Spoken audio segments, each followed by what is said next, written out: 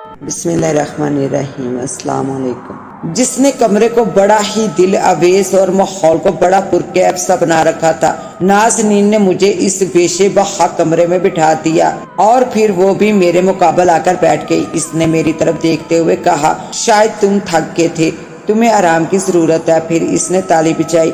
دو انتہائی خوبصورت لڑکیاں کمرے میں داخل ہوئی اور بڑے ادب سے بولی، حکم ملکہ، ہمارے مہمان کے لیے کوئی مشروب وغیرہ لاؤ۔ پلک جھپکتے ہی لڑکیاں ہاتھ میں ٹرے پکڑے اندر داخل ہوئی اور ایک ٹرے میں خوبصورتی سے سجا ہوا مشروب میرے سامنے رکھ کر خود کمرے سے باہر چلی گئی۔ پیجیے نا۔ نازنین ایک گلاس میری طرف بڑھاتے ہوئے بولی۔ یہ کیا ہے؟ میں نے پوچھا۔ جام ہے، وہ بولی۔ کیسا جام؟ میں نے پوچھا۔ سرور کا جام، وہ مسکراتے ہوئے بولی۔ تم تھکے ہوئے ہو، تمہیں نیند بھی آ رہی ہے اور کچھ گھبراہٹ بھی محسوس کر رہے ہو، اسے پینے سے تم بالکل نارمل ہو جاؤ گے۔ ایک دم چاقو چبند اس نے وضاحت کی۔ نازنین، تم جانتی ہو کہ میں مسلمان ہوں اور مسلمانوں کے لیے ایسے مکروہ اور حرام چیزوں کی کھانے پینے کی اجازت نہیں ہے۔ تمہارے مذہب میں تو اور بھی بہت سی چیزیں حرام ہیں۔ اس کا لہجہ کراہت تھا۔ اسے پیو، میٹھا اور خوش ذائقہ یہ جام تمہارے لیے سکون کا باعث ہوگا۔ نہیں چاہیے مجھے ایسا سکون۔ مجھے بھی غصہ آ گیا۔ اس سے پہلے نازنین کچھ کہتی، بغلی دروازہ کھلا اور مجھ میں دیکھنے کی سکت نہ رہی۔ وہ ایک انتہائی خوفناک شکل کی عورت تھی۔ اس کے ناخن بڑے بڑے تھے، اس کے سر پر سنگ موجود تھے، اس کی 3 آنکھیں تھیں۔ 2 آنکھیں تو اپنی جگہ ٹھیک لگی تھی جیسے عام انسانوں یا جانوروں کی ہوتی ہیں، جبکہ اس کی تیسری آنکھ ماتھے پر تھی۔ اس کے دانت ہاتھی کے دانت کی طرح لٹکے ہوئے تھے۔ 4 ہاتھ اور 4 پیروں والی اس عورت کو دیکھتے ہی میں بے ہوش ہو گیا اور پھر نہ جانے مجھے کب ہوش آیا۔ میں نے ڈرتے ڈرتے آنکھیں کھولی تو نازنین کو اپنے پاس موجود پایا۔ میں نے اپنے جسم کی تمام توانائی جمع کی اور بولا، نازنین، تم نے میرے ساتھ کوئی اچھا سلوک نہیں کیا ہے، کیا تم اسی لیے مجھے یہاں لے کر آئی ہو؟ میں دل ہی دل میں آیت قرآن کا ورد کرتا جا رہا تھا۔ نازنین، تم مجھ سے کوئی بھی غلط کام کی توقع نہ رکھنا، کیونکہ میں ایسا کوئی بھی کام نہ کر سکوں گا جس کی میرے مذہب میں اجازت نہیں ہے۔ وہ مسکراتے ہوئے بولی، شاید تم ڈر گئے ہو، تم نے خود ہی تو میرے قبیلے سے ملنے کی خواہش ظاہر کی تھی، تم نے تو ابھی ہمارے قبیلے والوں سے ملاقات کی ہی نہیں۔ میں تو چاہتی ہوں کہ تمہاری ملاقات ان سے ضرور کرواؤں تاکہ تم دیکھ سکو کہ ہمارا قبیلہ کیسا ہے۔ نہیں ملاقات کرنی ہے میں نے تمہارے قبیلے سے۔ مجھے غصہ آ گیا، تم نے میرے ساتھ دھوکا کیا ہے۔ دھوکا دینا ہمارا کام نہیں ہے، دھوکا تو انسان دیتا ہے۔ یہ جو اپنے آپ کو اشرف المخلوقات کہتا ہے، ایسی گری ہوئی حرکت کرتا ہے جو باعث شرم ہوتی ہے۔ تم نے بات چھیڑی ہے تو اب میرے قبیلے کی کہانی بھی سن لو، وہ پھنکارتے ہوئے بولی۔ پھر اس نے اپنی کہانی شروع کی۔ آج سے 100 برس قبل کی بات ہے۔ سخت گرمی کے دن تھے، جسم جھلس رہے تھے، آسمان آگ برسا رہا تھا، چرند پرند انسان حیوان غرض کے یہ تمام مخلوق گرمی کی تپش سے بے حال تھی۔ دوپہر کا وقت تھا۔ میرے قبیلے کی کچھ لڑکیاں گرمی سے بچنے کے لیے قریبی چشمے پر نہانے کے لیے چلی گئی۔ ابھی وہ نہا کر فارغ ہی ہوئی تھی کہ ایک گھوڑ سوار ادھر آ نکلا۔ پیاس سے وہ بے حال ہوا تھا، گھوڑے کی زبان بھی باہر لٹکی ہوئی تھی۔ اس نے آتے ہی پانی طلب کیا۔ قبیلے کی لڑکیوں نے بھی اسے اس حال میں دیکھا تو انہیں اس پر ترس آ گیا۔ حسن آرا نے آگے بڑھ کر ایک پیالے میں چشمے کا ٹھنڈا اور میٹھا پانی اسے پلایا۔ گھڑ سوار نے خوب سیر ہو کر پانی پیا۔ اب اس کی آنکھیں کھلی۔ اس نے اپنے سامنے حسن آرا، جو خوبصورتی حسن کا پیکر تھی، اسے دیکھا تو اس پر فدا ہو گیا۔ حسن آرا بھی اپنا دل ہار بیٹھی۔ دونوں نے پہلی ہی نظر میں ایک دوسرے کو دل و جان سے چاہنے لگے۔ وہ دیر تک بیٹھے پیار اور محبت کی باتیں کرتے رہتے۔ گھڑ سوار جو شکار کی غرض سے راستہ پٹک کر ادھر آ نکلا تھا، خود شکار ہو گیا تھا۔ وہ روز اسے ملنے آتا تھا۔ حسن آرا بھی اس کے انتظار میں وقت گن گن کر گزارتی تھی۔ کہتے ہیں عشق اور مشق چھپائے نہیں چھپتے۔ آخر یہ بید قبیلے کے بزرگوں پر ظاہر ہو گیا۔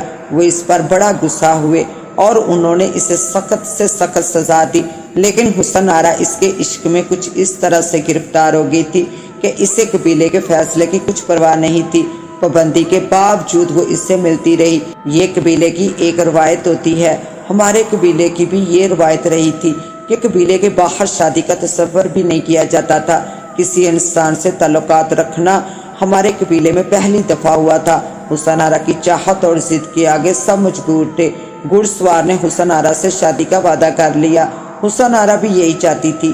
وہ باتیں کرتے کرتے اکثر بہت دور تک نکل جاتے تھے اور رات کو کافی دیر تک وہ واپس آتی تھی۔ یہ سلسلہ کافی دیر تک چلتا رہا۔ دونوں کی چاہت میں کوئی کمی نہیں ہوئی تھی، بلکہ آتش عشق روز بہ روز بڑھتی جا رہی تھی۔ اور پھر ایک دن حسن آرا جب واپس آئی تو اس کے قدم ڈگمگا رہے تھے۔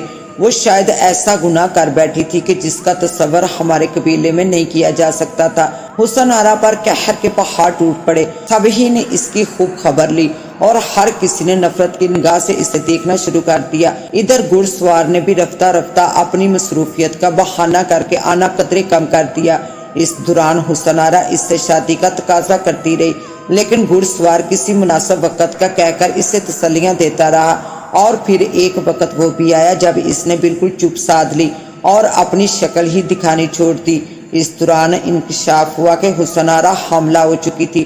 گھڑ سوار نے اس کا جس طرح سے منہ کالا کیا تھا، قبیلے کے سامنے جو اسے شرمندگی اور ندامت کا سامنا کرنا پڑا تھا، اس نے اس بات کو بڑی سنجیدگی سے لیا تھا۔ وہ اپنے طور پر ایک عہد کر چکی تھی۔ اس کا فیصلہ بڑا اٹل تھا۔ وہ اپنا بچہ جننے تک بالکل خاموش رہی۔ اس نے ہم سب کو سختی سے منع کر دیا تھا کہ وہ اس کے معاملات میں دخل اندازی سے گریز کریں۔ اس نے کہا تھا کہ یہ میرا ذاتی معاملہ ہے اور اب میرا واسطہ ایک آدم زاد سے پڑا ہے۔ یہ میرا اور گھڑ سوار کا معاملہ ہے۔ ایک انسان نے جو اس کے ساتھ ایک گھنونا کھیل کھیلا ہے وہ ابھی ختم نہیں ہوا ہے۔ ابتدا اس نے کی تھی، انتہا میں نے کرنی ہے۔ اس نے ہماری خاندانی روایت پر ایک تماچا مارا ہے۔ انسان اتنا گھٹیا اور ذلیل ہے۔ اس دن سے ہمارے قبیلے میں انسانوں سے سخت نفرت اور انتقامی جذبہ کار فرما ہو چکا ہے۔ انسان نے اپنی تباہی کی طرف پہلا قدم خود اٹھایا ہے۔ اس کا خمیازہ بھی اب اسے بھگتنا ہی پڑے گا۔ سرفراز، تم خود ہی بتاؤ، کیا یہ ظلم نہیں ہے؟ کیا یہ انسانیت کی تذلیل نہیں ہے؟ کیا یہ محبت کا مذاق نہیں ہے؟ اور کیا یہ عشق کی رسوائی نہیں ہے؟ نازنین غصے سے دانت پیستے ہوئے بولی۔ حسن آرا نے اپنے بیٹے کی پرورش میں کسی قسم کی کوئی کوتاہی نہیں برتی۔ اپنی تمام تر توجہ اور صلاحیتیں اس کی پرورش کے لیے وقف کر دی۔ اسے اب صرف اپنے بیٹے کی جوانی کا انتظار تھا۔ اس کی ایک ہی خواہش تھی، انسان زادے سے انتقام۔ وہ اکثر غصے سے پاگل ہو جاتی تھی۔ پھر وہ وقت بھی آیا جب اس کا بیٹا جوان ہو گیا۔ حسن آرا کا کام شروع ہو گیا تھا۔ اس نے اپنے بیٹے کو سمجھا دیا تھا کہ اس کا باپ کون ہے جس نے تیری ماں کو برباد کیا ہے۔ اس نے اسے بتا دیا تھا کہ اپنے باپ کی نسل کو تباہ اور برباد کرنا ہے، اسے دنیا سے نیست و نابود کرنا ہے۔ جس شخص نے تمہاری ماں کی حسرتوں آرزوؤں کا خون کیا ہے، اس کی نسل کا وجود دنیا سے مٹا دینا ہے تاکہ پھر کوئی آدم زاد یہ گنہونی حرکت کرنے کی جرت نہ کر سکے۔ تم نے ابھی جس عورت کو دیکھا تھا وہ وہی حسن آرا تھی۔ تمہاری آمد کی خبر سنتے ہی وہ تمہیں مارنے کے لیے آئی تھی، آدم زاد سے انتقام لینے کے لیے، لیکن جب تم نے جام نہیں پیا، تم نے مجھے ہاتھ نہیں لگایا، تم نے کوئی غیر اخلاقی حرکت نہیں کی، تمہارے وجود میں شیطان نہیں سمایا۔ حسن آرا کو جب اس بات کا علم ہوا تو اس نے تمہاری جان بخشی۔ میں نے اسے بتایا کہ تم ایک پاک صاف نوجوان ہو تو اس نے میرے کہنے پر تمہیں کچھ نہیں کہا۔ ویسے بھی تمہارے پاس کوئی ایسی طاقت ہے جو تمہاری مدد کر رہی ہے۔ مجھے یاد آ گیا وہ کون سی طاقت ہے اور کیوں حسن آرا کا غصہ طاقت مجھ پر اثر انداز نہ ہو سکی۔ وہ طاقت روحانی ہے۔ میرے دل ہونٹوں پر اللہ کے قدم کا ورد اور بزرگ کا دیا ہوا وہ نقش میرے گلے میں لٹکا ہوا ہے اور جو میری زندگی کی ضمانت ہے، ورنہ انتقام تو کیا جو بھی شخص اس جیسی ڈرونی عورت کو ایک دفعہ دیکھ لے وہ بھلا جی کہا سکتا ہے۔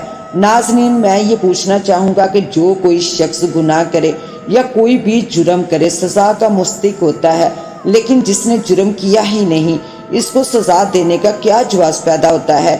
سرفراز، تم بالکل ٹھیک کہہ رہے ہو، لیکن تم یقین کرو کہ اب تک کسی کے ساتھ بھی کوئی زیادتی نہیں کی گئی ہے۔ اگر تم ان مقتول کی کڑیاں ملاؤ گے تو تمہیں معلوم ہو جائے گا کہ صرف اسی نسل سے تعلق رکھنے والے ہی نوجوانوں کا قتل ہوا ہے۔ اب تک جتنے بھی قتل ہو چکے ہیں ان کا حوالہ اور ان کا شجرہ گھڑ سوار سے جا کر ملتا ہے۔